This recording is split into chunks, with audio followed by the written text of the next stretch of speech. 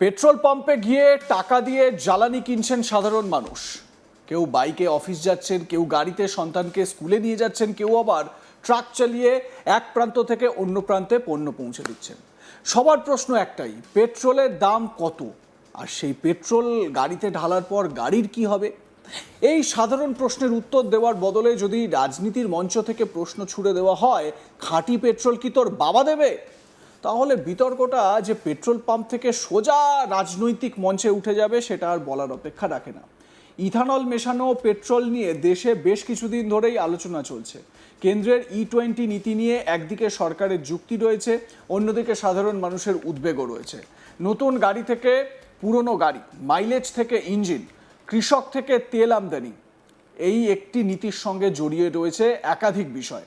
কিন্তু সেই গুরুত্বপূর্ণ নীতিগত বিতর্কের মধ্যেই বিজেপির এক সাংসদের মন্তব্য এখন আলাদা করে আলোচনার জন্ম দিয়েছে। কারণ তিনি ইথানল মেশানো পেট্রোলের পক্ষে কথা বলতে গিয়ে বিরোধীদের উদ্দেশ্যে এমন ভাষা ব্যবহার করেছেন যা শুনে অনেকেরই প্রশ্ন, বিরোধিতা করলেই কি সাধারণ মানুষকে বাবা তুলে কথা বলা যায়? আরও বড় প্রশ্ন, ভোটে জিতে ক্ষমতার জায়গায় বসার পর রাজনৈতিক ভাষা কি আরও সংযত হওয়া উচিত নয়? নাকি ভোটে জেতার পরেই কেউ কেউ ভাবতে শুরু করেন এবার সাপের 5 পা দেখে ফেলেছি? ঘটনার কেন্দ্রে রয়েছে E20 পেট্রোল, অর্থাৎ এমন পেট্রোল যাতে সর্বোচ্চ 20% ইথানল মেশানো থাকে। কেন্দ্রের জ্বালানি নীতির অন্যতম গুরুত্বপূর্ণ লক্ষ্য হলো দেশে ইথানলের ব্যবহার বাড়ানো এবং বিদেশ থেকে আমদানি করা অপরিশোধিত তেলের উপর নির্ভরতা কমানো। সরকারের যুক্তিটা একেবারে সহজ, ভারতকে বিপুল পরিমাণ অপরিশোধিত তেল বিদেশ থেকে কিনতে হয়। আন্তর্জাতিক বাজারে তেলের দাম বাড়লে তার প্রভাব ভারতের অর্থনীতি এবং শেষ পর্যন্ত সাধারণ মানুষের উপর পড়ে। আবার যুদ্ধ, সমুদ্রপথে অস্থিরতা বা আন্তর্জাতিক রাজনৈতিক সংঘাতের কারণে তেল পরিবহনে সমস্যা তৈরি হলে পরিস্থিতি আরও জটিল হতে পারে। তাই দেশের মাটিতে উৎপাদিত উৎস থেকে তৈরি জ্বালানি ব্যবহার বাড়ানো গেলে বিদেশি তেলের উপর নির্ভরতা কিছুটা কমানো সম্ভব। ইথানল সেই বিকল্পগুলির একটি। ইথানল তৈরি করা যায় আখ, ভুট্টা এবং অন্যান্য কৃষিজ উৎস থেকে, ফলে এর সঙ্গে কৃষিজ অর্থনীতিরও যোগ রয়েছে। অর্থাৎ একদিকে জ্বালানি আমদানির চাপ কমানোর চেষ্টা, অন্যদিকে কৃষিজ পণ্যের জন্য অতিরিক্ত বাজার তৈরি। এই দুই যুক্তির উপর দাঁড়িয়েই ইথানল নীতিকে এগিয়ে নিয়ে যাওয়া হচ্ছে। এখানে বিজেপি সাংসদের বক্তব্যের একটা অংশ যথেষ্ট গুরুত্বপূর্ণ। তিনি দাবি করেছেন ভারত তার প্রয়োজনীয় তেলের একটি অংশ দেশেই উৎপাদন করে, কিন্তু বড় অংশই বিদেশ থেকে আমদানি করতে হয়। আন্তর্জাতিক পরিস্থিতি খারাপ হলে সেই আমদানির খরচ ও ঝুঁকি বাড়তে পারে। তার মতে এই কারণেই ইথানল মেশানো জ্বালানির দিকে যেতে হবে। কিন্তু সমস্যাটা শুরু হয়েছে তার যুক্তির জায়গায় নয়, তার ভাষার জায়গায়। তিনি বলেন, প্রধানমন্ত্রী যখন পেট্রোলে 20% ইথানল মেশানোর কথা বলছেন তখন অনেকে তার বিরোধিতা করছেন, কেউ কেউ শুধু খাঁটি পেট্রোল চান। এরপরই আসে সেই বিতর্কিত প্রশ্ন, খাঁটি পেট্রোল কি তোর বাবা দেবে? এই একটা বাক্যই পুরো আলোচনার চরিত্র বদলে দিয়েছে। এখন আর শুধু প্রশ্ন হচ্ছে না E20 ভালো না খারাপ, প্রশ্ন হচ্ছে জনপ্রতিনিধি কি সাধারণ মানুষের সঙ্গে এই ভাষায় কথা বলতে পারেন? এখানে একটা কথা পরিষ্কার করা দরকার, ইথানল নীতির বিরোধিতা করা আর দেশের জ্বালানি নিরাপত্তার বিরোধিতা করা এক জিনিস নয়। কোনো নাগরিক যদি প্রশ্ন করেন আমার পুরনো গাড়িতে E20 ব্যবহার করলে কি হবে, তিনি দেশবিরোধী হয়ে গেলেন না। কেউ যদি জানতে চান মাইলেজ কমবে কিনা, সেটাও অপরাধ নয়। কেউ যদি বলেন ইথানল মেশানো পেট্রোলের দাম যদি একই থাকে তাহলে সাধারণ মানুষ লাভটা কোথায় পেল, সেটাও যুক্তিসঙ্গত প্রশ্ন। আর কেউ যদি বলেন আমার গাড়ি E20 জন্য তৈরি নয়, তাহলে আমি কি করব, তার প্রশ্নের উত্তর দেওয়াই সরকারের দায়িত্ব।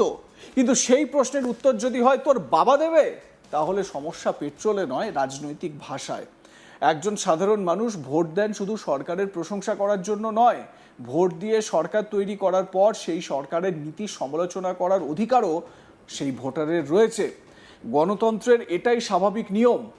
আজ সরকার বলবে E20 দরকার, আগামীকাল মানুষ প্রশ্ন করবে কেন দরকার। সরকার তথ্য দেবে, বিশেষজ্ঞরা ব্যাখ্যা করবেন, বিরোধীরা পাল্টা যুক্তি দেবেন, শেষ পর্যন্ত মানুষ বিচার করবেন। এই প্রক্রিয়াটাই গণতন্ত্র। কিন্তু এখনকার রাজনীতিতে একটা নতুন প্রবণতা দেখা যাচ্ছে, নীতির ব্যাখ্যার জায়গায় স্লোগান, তথ্যের জায়গায় আক্রমণ আর যুক্তির জায়গায় ব্যক্তিগত কটাক্ষ ঢুকে পড়েছে। কারণ এই একটা শান্ত তথ্যভিত্তিক বক্তব্য হয়তো 10 মিনিটের অনুষ্ঠান শেষ হওয়ার পর হারিয়ে যায়, কিন্তু বাবা দেবে এই একটা বাক্য কয়েক ঘন্টার মধ্যে সোশ্যাল মিডিয়ায় ছড়িয়ে পড়ে।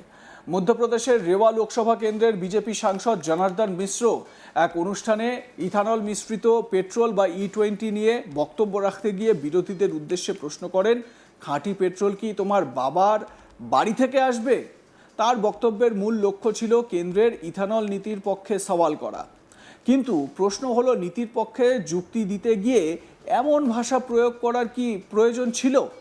এই প্রশ্নটাই এখন বড় হয়ে উঠেছে, কারণ পেট্রোলে ইথানল মেশানো হবে কিনা, কত শতাংশ মেশানো হবে, তার ফলে গাড়ির ইঞ্জিনে কি প্রভাব পড়বে, জ্বালানির দাম কমবে না বাড়বে, কৃষকরা লাভবান হবেন কিনা, এসব নিয়ে যুক্তি, তথ্য এবং পরিসংখ্যান দিয়ে আলোচনা করা যায়। কিন্তু সেখানে তোর বাবা দেবে এই ধরনের ব্যক্তিগত ভাষা ঢুকে পড়লে আসল নীতিগত প্রশ্নটাই পিছনে চলে যায়।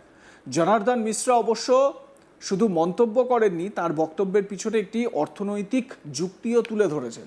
তিনি দাবি করেন ভারতের নিজস্ব তেল উৎপাদন মোট চাহিদার তুলনায় অনেক কম। তার বক্তব্য অনুযায়ী দেশের প্রয়োজনের প্রায় 20% তেল দেশীয়ভাবে পাওয়া যায়, আর বাকি প্রায় 80% আমদানি করতে হয়। ফলে আন্তর্জাতিক বাজারে অস্থিরতা তৈরি হলে ভারতের জ্বালানি ব্যবস্থার উপর সরাসরি চাপ পড়ে। তো বিজেপি সাংসদ জনার্দন মিশ্রা কি বলেছেন, যেটা নিয়ে এত বিতর্ক, শুনুন। गैस में और तेल में यह देश 20% हमारे यहाँ तेल होते 80% विदेश से ले ही थे। ओहू में इस समय लड़ाई छिड़ गई है, होरमुज बंद है और पंचे हूती वाले और बंद कर दी नहीं थे। 18,000 किलोमीटर के चक्कर लगा के तेल मिलने लग।